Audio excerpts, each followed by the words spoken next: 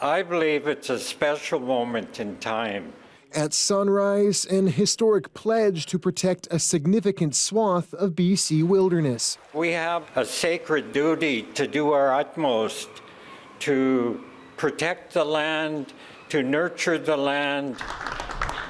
BC, Ottawa and First Nations leaders coming together for a tripartite agreement worth $1 billion. $500 million from both levels of government to protect 30% of BC's land and waters by 2030. It will enable us to fast-track our old growth protection work.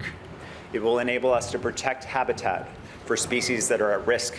The agreement consists largely of previously announced funding, including dollars for watershed security and land restoration.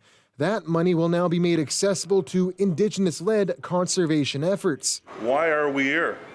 You know, we see Lytton burning down. We've seen what happened in the Shuswap and the Okanagan.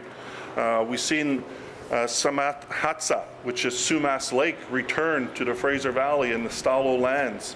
But I think fundamentally,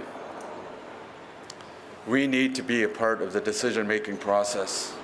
It is substantial. It's bigger than anything else that's ever come along. The agreement received widespread praise by BC conservationists, particularly for what it might mean for vulnerable old-growth stands. There is a subset of the fund specifically designed to protect the most at-risk old growth in the coastal and inland temperate rainforests. Still, critics note the funding can only go so far without detailing exactly which areas will be protected, which they say is what's needed next. If you don't have ecosystem-based targets to correctly aim protection, then what you get is basically, it's like sending in the fire brigade to hose down all the houses that aren't burning while largely ignoring the houses on fire. An ambitious plan, and if it all comes to fruition, BC will double the area of protected lands and waters in just 7 years. Jon Hernandez, CBC News, Vancouver.